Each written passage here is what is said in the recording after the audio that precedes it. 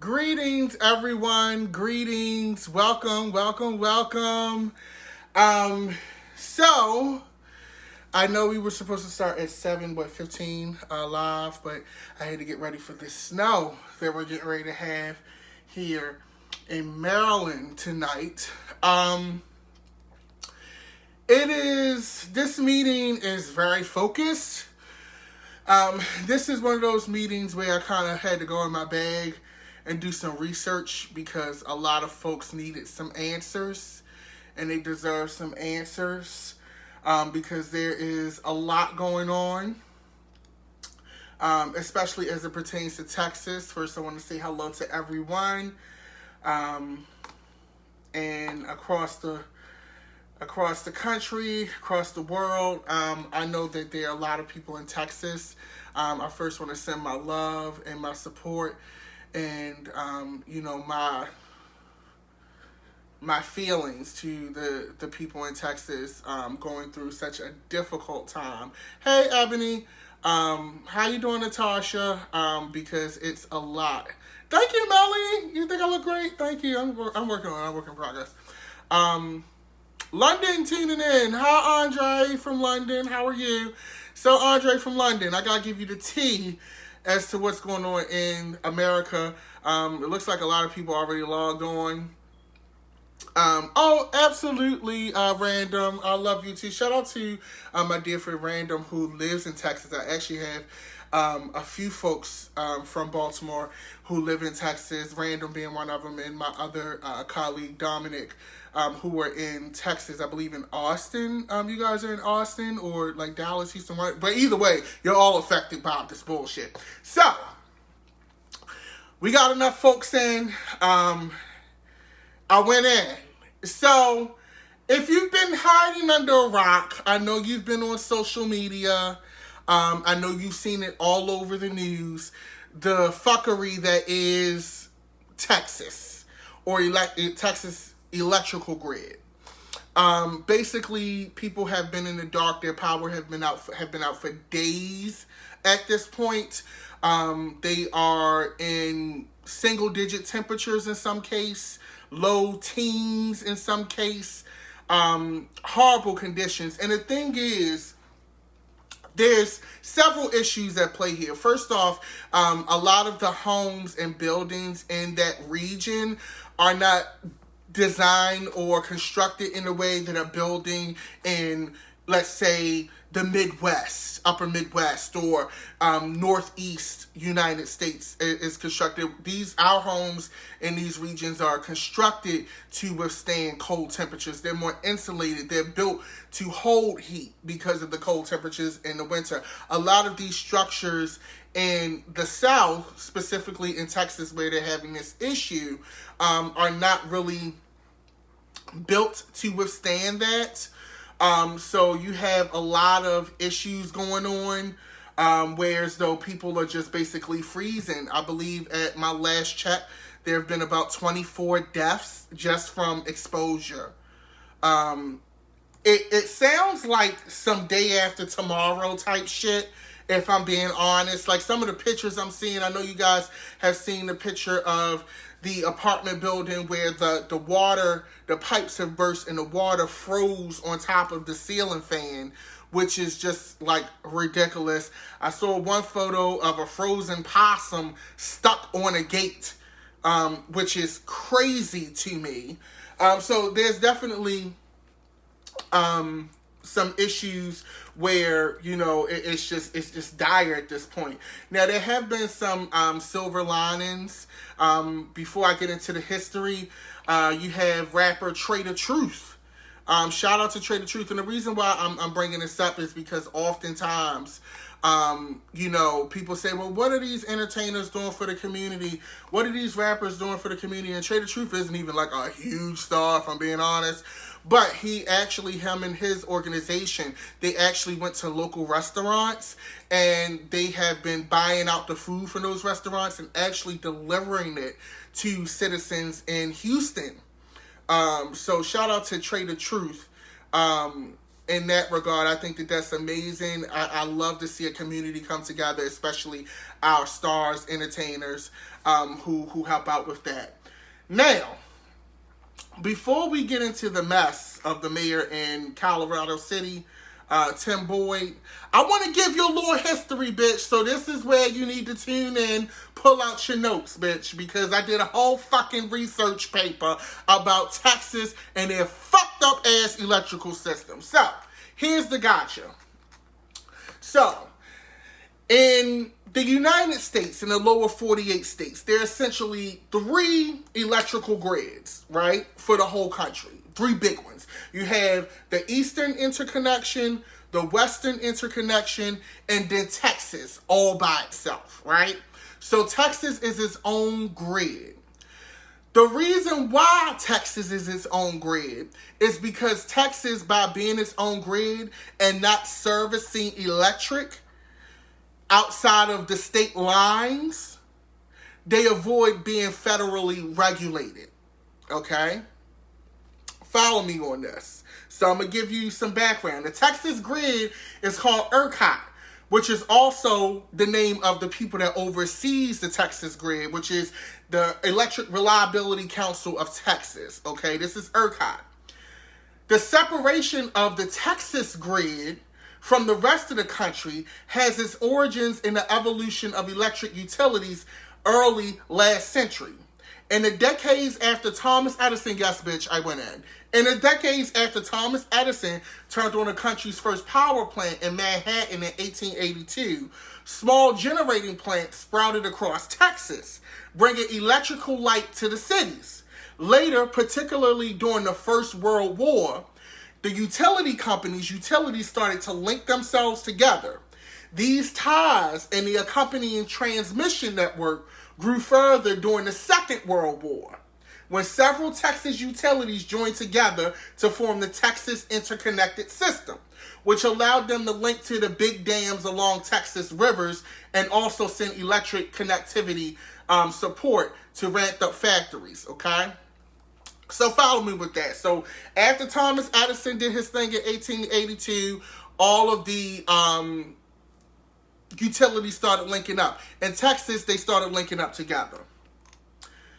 The Texas Interconnected System had another priority, staying out of the reach of federal regulators. In 1935, bitch, President Franklin D. Roosevelt signed the Federal Power Act, which charged the Federal Power Commission at the time, that's what it was called, with overseeing interstate electricity sales. By not crossing state lines, Texas utilities avoided being subjected to federal rules. Okay? Freedom from federal regulation was a cherished goal, more so because Texas had no regulation until the 70s. So Texas had no type of electric regulations. It was the Wild Wild West up until the 70s when they even started putting regulations in. The reason why I'm going in like this is because to show you that A, it's always about the money. B, there's always a background reason why something is the way that it is. This shit didn't just pop up. This is institutional. Just like racism in the police department is institutional and things like that, this shit, everything, it always goes back to the money. Okay? Now, they didn't have any regulation until the 70s, bitch. ERCOT was formed in 1970 only because there was a major blackout in the Northeast in November 1965, and it was tasked with managing grid reliability in accordance with national standards.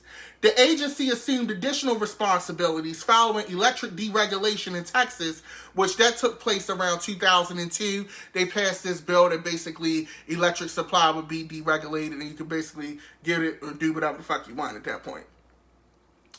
The ERCOT grid remains beyond jurisdiction of the Federal Energy Regulatory Commission, which succeeded the Federal Power Commission and regulates interstate electric transmission. So by them staying within state lines, by this time, the Federal Power Commission, which is what it was initially named by Roosevelt, then was renamed the Federal Energy Regulatory Commission, FERC. Okay? Which they're opening an investigation, bitch, by the way. We're going to get into that in a moment. Now, here's the gagger. Here's the gagger. And I found this interesting. Okay? I found this interesting. Historically, the Texas grid's independence has been violated a few times. Once during World War II, when special provisions were made to link Texas to other grids, okay?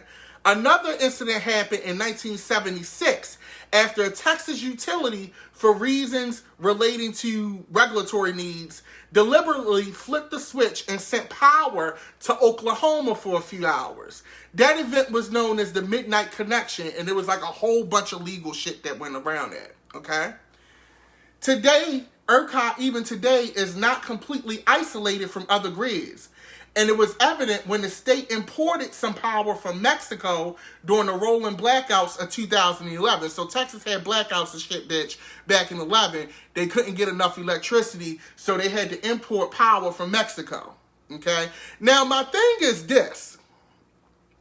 In reading this, I'm intrigued that they didn't try this now. I know that there's some infrastructure problems because it's just not graded. The system itself is just not graded for these type of temperatures.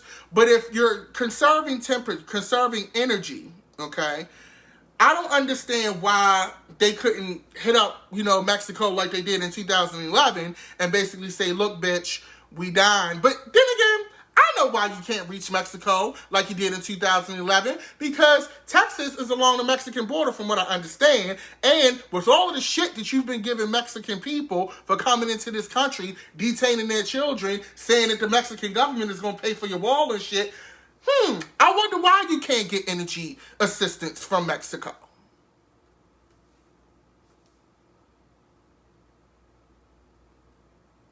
Isn't that interesting? Oh, bitch, I did my research, okay? Which I found that was a little, and not to, I feel bad for the citizens, but from a government standpoint, right? I feel like that is so poetic. That's so poetic. Because not 10 years ago, exactly 10 years ago, you went through this situation and you had to get power from Mexico. But you can't now. Not saying you can't, but I understand why it hasn't happened. Okay. So it's been interesting to see that. And also, too, as an outcome to the Midnight Connection battle, it also has two ties to the Eastern U.S. grid, though they do not trigger federal regulation for ERCOT. All can move power commercially as well as be used in emergency, according to, at this time, the ERCOT spokeswoman. Okay? So my question is this. Has Texas, now I'm intrigued, has Texas reached out to, other areas to see if maybe they could get help with electricity and things like that? I'm intrigued by that because now I'm curious. All right? And now FERC, which is the National Overseer of Electric Utilities, they're opening up an investigation, okay? So the Federal Energy Regulatory Commission and the North American Electric Reliability Corporation announced that they will open a joint inquiry into the operations of the bulk power system during the extreme winter weather conditions currently being experienced by the Midwest and South Central states. The severe cold weather over the weekend and continuing into this week has contributed to power outages affecting millions of electricity customers throughout the region. For now, the emphasis must remain on restoring power to customers and securing the reliability of the bulk power system. In the days ahead, FERC and NERC will formally begin the inquiry, which will work with other federal agencies, states, regional entities, and utilities to identify problems with the performance of the bulk power system and, where appropriate, solutions for addressing those issues. Now, so the feds getting ready to come in, bitch. Long story short, the feds getting ready to come in. And they should in this case. Now, the thing is also, too, I was reading where some of these Texas lawmakers were trying to say, oh, this wind energy and the Green New Deal. Bitch, Texas only wind energy or alternative energy sources only account for 10% of the energy sources in Texas, bitch. So try again. And actually, research has shown, and you can do this yourself, you can do your homework, that actually the alternative energy sources actually held up a lot better than first thought. Interesting. Okay? So you have all of these things going on, and it shows you that institutionally it's been a thing for Texas. I was reading where it was also recommended that they actually invest in making sure that their infrastructure, their electric infrastructure, was graded and brought up to code to be able to withstand extreme temperatures. Well, because it's Texas, and the good folks down in Texas and the government don't believe in climate change and global warming, they were like, oh no, it's Texas, it never gets cold here, it'll never get cold here. Well, fool, you don't believe in climate change, you don't believe in alternative energy sources, you don't believe in federal guidelines to make sure that your shit works correctly. So now, not only did you get hit with the climate change shit, okay? You done fucked up your relationship with Mexico, so whereas though you could have borrowed power from them, you can't do that. And you're not tied to the federal regulations, so you're not connected to the Eastern Grid where they can kind of siphon power off from the other states and help your dumb ass. Texas.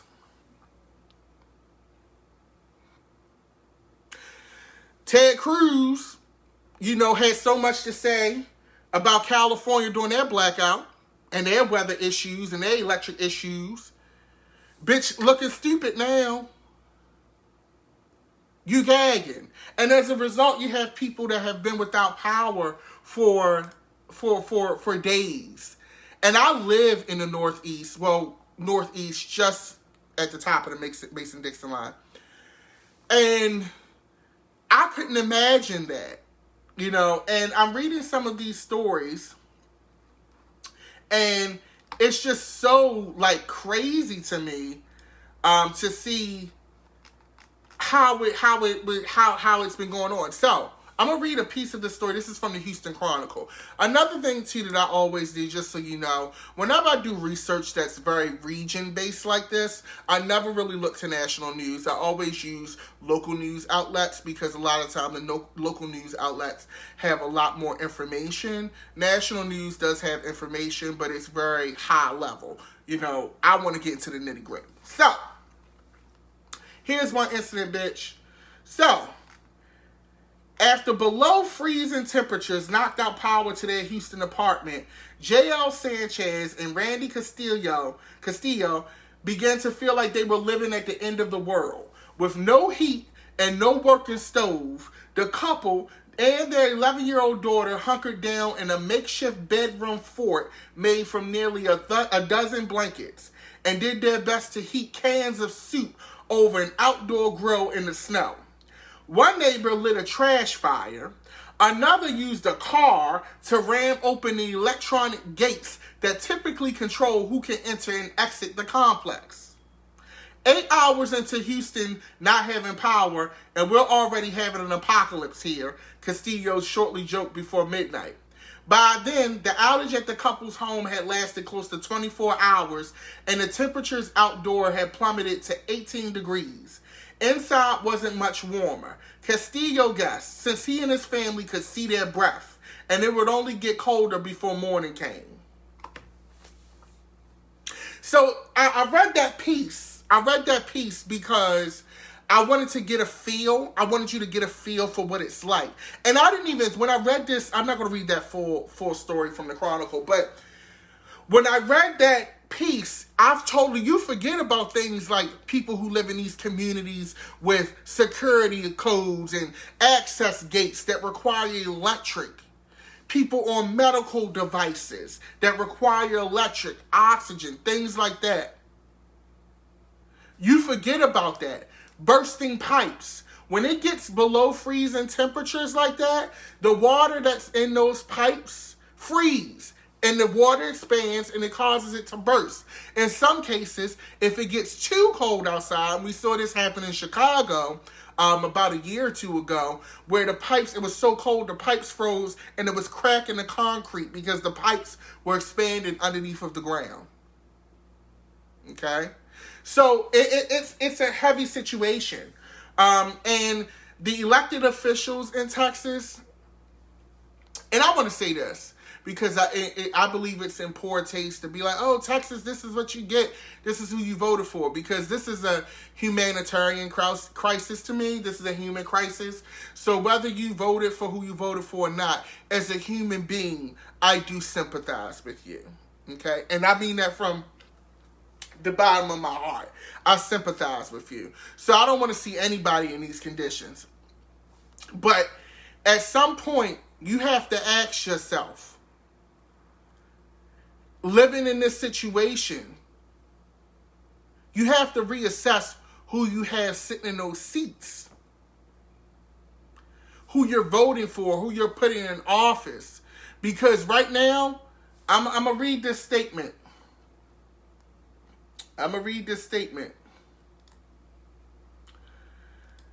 From Mayor Tom Boyd. Okay, so a city in Texas, Colorado City, Mayor Tim Boyd, wrote an insensitive message for people desperate for heat, water, and power, saying, only the strong will survive and the weak will perish. No one owes you or your family anything, nor is it the local government's responsibility to support you during trying times like this. Sink or swim, it's your choice. The city and county, along with power providers or any other service, owes you nothing. I'm sick and tired of people looking for a damn handout.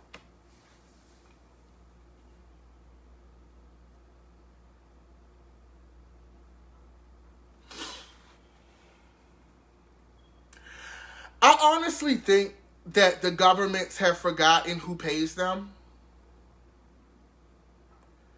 Taxpayers pay for these things. And let's face it, the electric company is not giving you power. You're paying for it. They're not giving you the service. You're paying for it. And to say something like that, especially in such a sensitive time, I don't know what the Southern state of mind is. And this is not a shade. This is not me trying to, rag on anyone. But I just do not get the Southern state of mind.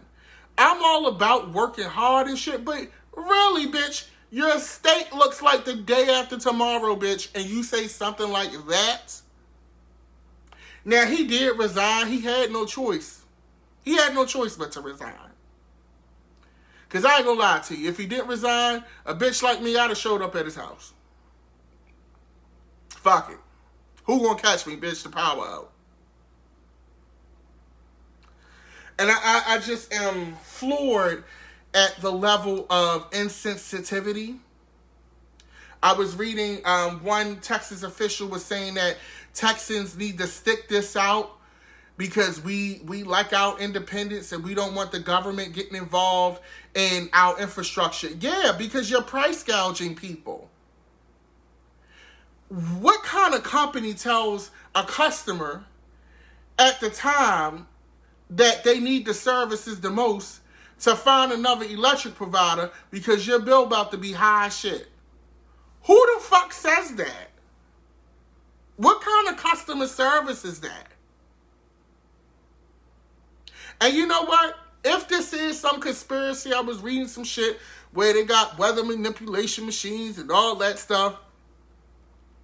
Even if it is some kind of conspiracy, right? Let's entertain that. Let's entertain it. Let's say that there's weather manipulation. This is all a big conspiracy by the federal government to, get Texas independent.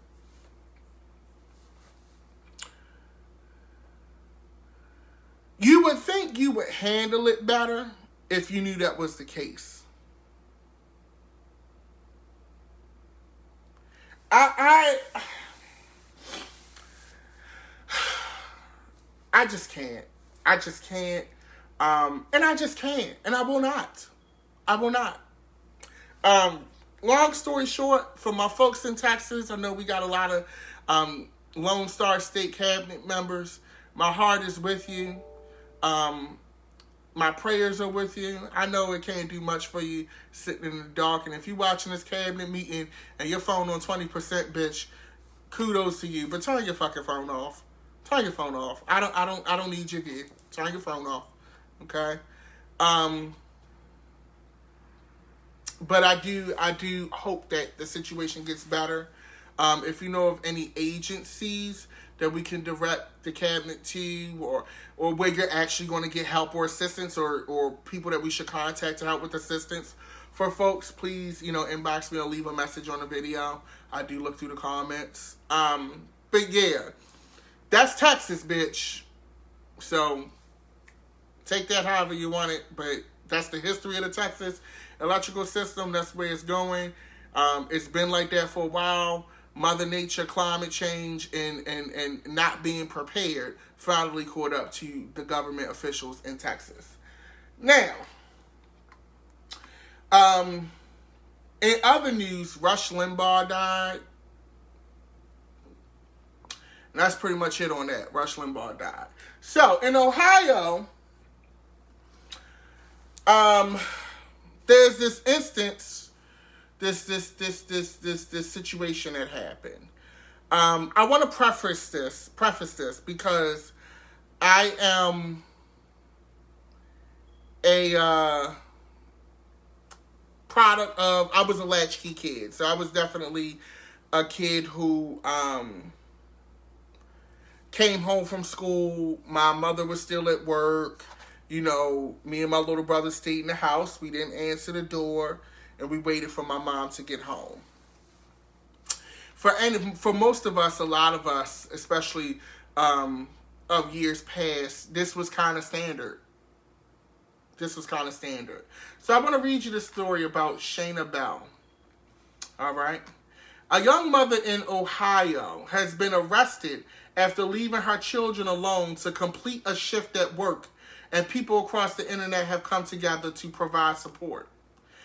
According to WFMJ, Shaina Bell was at work when an anonymous tip, i.e. somebody minding somebody else's fucking business, nosy fucking neighbor, the shit that you need to report, you don't, okay? You don't fucking report it, but you always in somebody else's fucking business, was at work when an anonymous tip led Liberty Township Police to a motel room where the 24-year-old's daughters, aged 10 and 2, were awaiting their mother to get off work.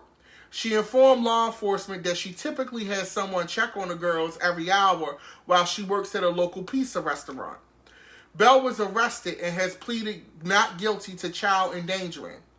The news reported that the children were turned over to their father and she was released on bail.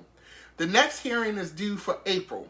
As the story made national headlines, many showed support for the situation instead of shaming the mother for her actions.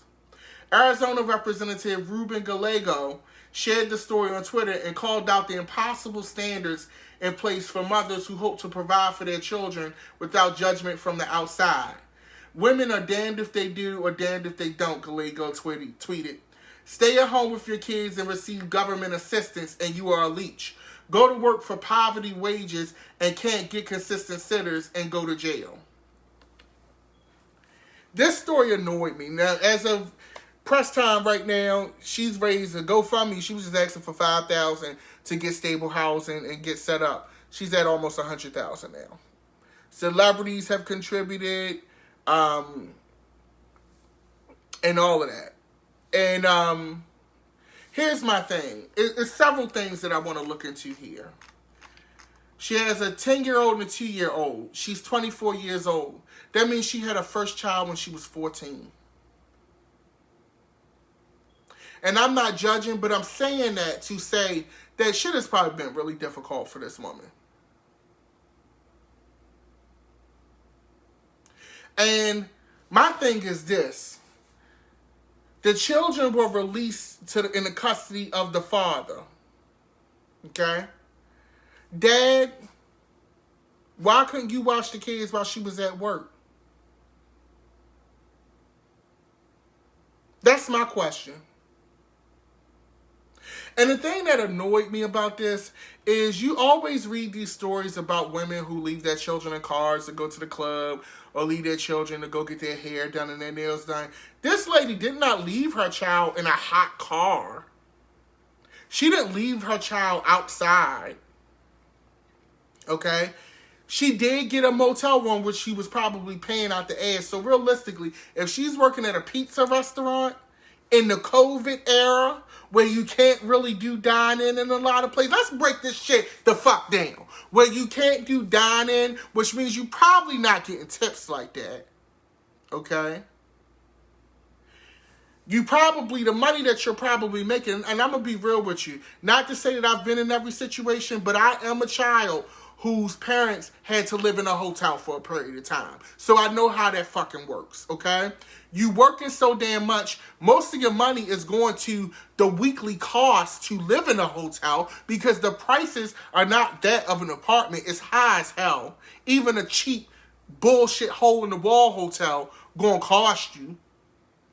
So the money that she's making at the pizza place is probably just the fuck enough to cover the cost of the motel. She's probably getting pizzas from the restaurant to bring home to the kids because she's not making money like that, which is also not good because what kind of nutrition are those children probably getting?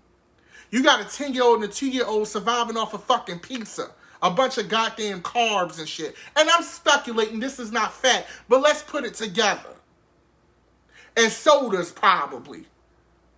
So they're probably not getting well-balanced meals. Not because mom doesn't want to do it, but imagine the hours she's probably fucking working as a single parent, essentially. And then she's probably so tired, she lives in a hotel. 9 times out of 10, there's not a stove in that fucking hotel for her to cook good meals for her fucking children. So 9 times out of 10, they surviving off of takeout. I'm not speculating that. I lived that shit. So I know what the fuck was going on. Furthermore, your government can't get it together to get people stable stimulus checks on a monthly basis. Every other civilized country in the world was able to give stimulus funds on a monthly basis to their citizens. This lady is working in a fucking pizza shop, and so far, she's only got $600 earlier this year from her fucking government, and the $1,400 that came out. So, with 2 children, limited income, and in the COVID era, who the fuck is going on a job interview? What jobs are actually fucking hiring like that? That girl is trying. So, not only is she not getting any assistance from the government, Dad, where the fuck was you at? But I'm not going to drag you on this episode, bitch, because I don't know the whole story about your relationship and what the fuck you was doing. But I feel like this, and I'm going to say this, and I don't give a fuck how nobody feel. I'm a man first.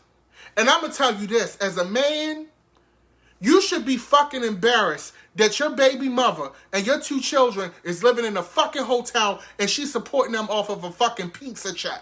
You should be fucking embarrassed. As a man, fuck all that. You should be embarrassed. As a man, I could never have my children living in a fucking motel off of a pizza shop salary. And maybe you young too. But guess what, young boy? You laid down and had them kids 10 years ago. At that point, you had to make some decisions in life. And as a man, I don't respect you. I can't respect you. Like, as a man, I don't respect you. Because she shouldn't even have to be going through all that.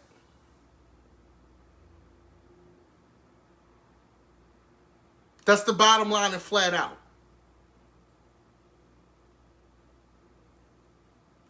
And I send that challenge to any man. I know it'd be a lot of men talking about Russell Wilson and he's soft and all that. Guess what? He taking care of his kids and somebody fucking else's. And they ain't wanting for shit. That's a man.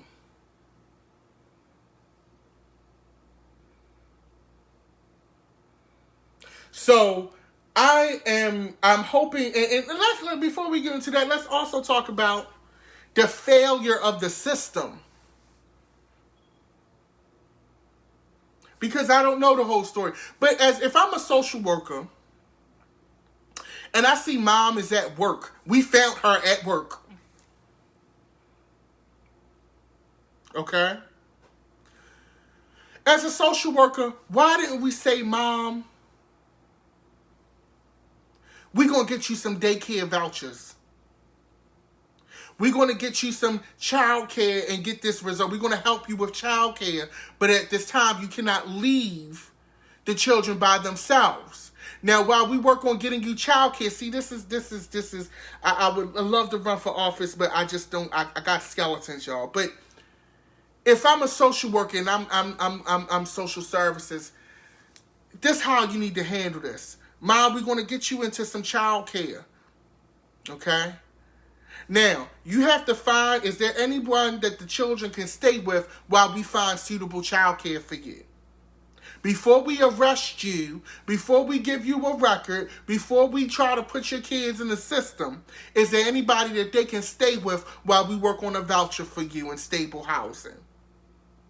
Because the same way y'all released the kids into the custody of the father after y'all locked her up, that could have been a phone call before we even went through all of this, sis. And like I said, I'm not a social worker. I'm not a caseworker. But the same way you made that phone call after you locked her up is the same way you could have made that phone call before you did all that. So whoever the social worker is, I know you're going to say, oh, I was doing my job. But sis, sometimes you got to go above and beyond and look at your optics. Okay? I think sometimes you want to live in these black and white rules and societies. Sometimes you got to have a fucking heart.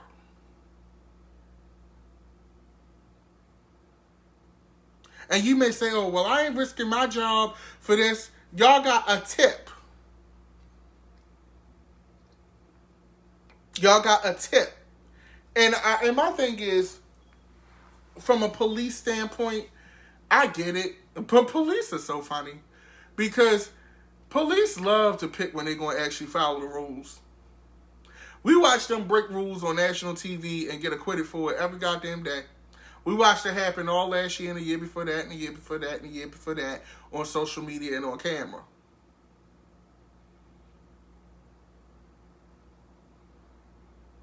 Okay. And somebody said in the comments, maybe she had been warned before. Even if that's the case, did you offer assistance? Did you offer assistance?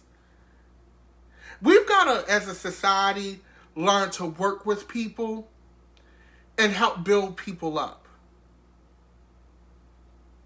We've got to learn to put the humanity back in human services. Because it's a lot of technical shit in there, but it's not a lot of human shit in there. Okay? And I just think this case, I thought this case was terrible when I read it. I thought it was absolutely terrible and quite frankly stunning. I hope that she does get to keep her children. I hope that with this money she can set up a stable, housing. She should be able to at this point. Possibly work on getting better employment. I don't know if this young lady has a high school diploma or not. I don't know where she is in her life. I can't speak to that. But anybody who's working a job and at least trying to support their children, my hat's off to you. Okay? And that's all I got to say about that. That story really disgusted me. A lot.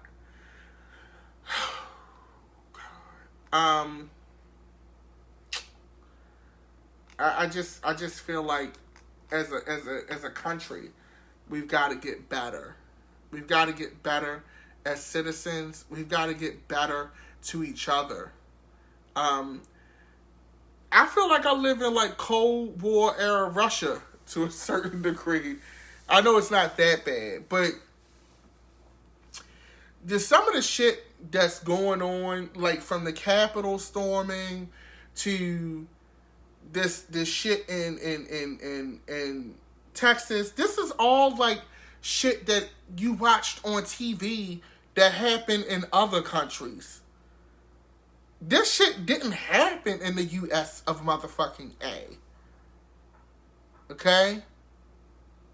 Like, all of this shit that we're looking at, this is shit, think about it. We used to watch around 6 o'clock on the 6 o'clock news, give it about 30 to 45 minutes, then we'll turn the channel and watch TV. And move on with our great, ignorant, American-ass lives. But as Kelly just said, now we're the ghetto. We're the ghetto. And it all stems from not caring. It stems from not caring. It stems from wanting to be right instead of wanting to do things the right way. Right? It stems from that.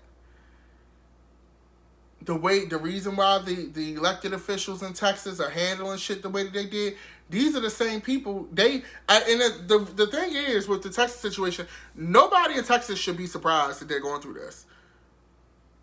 The people in office do not believe in climate change. They want to bring coal and shit back. They don't believe in any federal regulations. You're seeing the effects of that. You're living it right now. You're literally living that. You're living in all of their campaign promises. Everything they said in their campaign, like what they didn't lie to you about that. No shade. Like you're literally living in what they told you they wanted.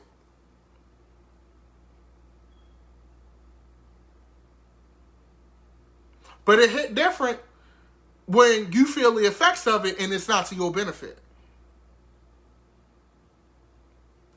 But with that being said, I just want to tell everybody, try to help each other. My trainer just texted me, feel more fit. Snow day tomorrow. See you on Friday. Thanks for not making me wake up at 5, Phil. But yeah, I want everybody to work hard, work together, love each other. Let's love each other, right? Let's try that. Let's try to have a conversation. Like everything that I do, from my nail tech to my barber, I always have conversations. I believe in communicating with people on a human level, building that relationship. And I think that's something that we need to get back to with this, okay, with how we're living in this country, because it's the only way they can get it. And I'm seeing here, people are still telling me people in Texas is they can only pay with cash, no food, no nothing. Oh my God, I feel so bad for you guys. But if you have any agencies in Texas that are accepting Cash App donations or anything like that, please, leave that in the chat. Cascade that information in the comments, whatever you need to do. But I definitely appreciate y'all. I am going to go watch wrestling. It's Wednesday night. I'm going to look at NXT. Yes, wrestling is back, bitch. I am totally into it. And I'm here for the fakery. The athleticism are real, but we know the matches is fake as a bitch. But I'm here for it. It's like watching the stories. But with that being said, if you want to watch the channel, thank you, Holly. If you want to watch the channel online, you can always view the meetings online at youtube.com/Secretary of Shade. You can also follow me online, social media at Dapper Dan Midas on Instagram, Twitter. Also, too, if you want to donate to the channel, you can also do that. We have Venmo Cash App at Dapper Dan Midas. With that being said, I love you all. I will see you soon. Texas, stay blessed. Stay warm and stay encouraged. My prayers are with you. Everyone else, have a good evening. Tomorrow is pre-Friday, bitch. Shake a shimmy, have a drink, and stay on top. Peace and love. Love you guys.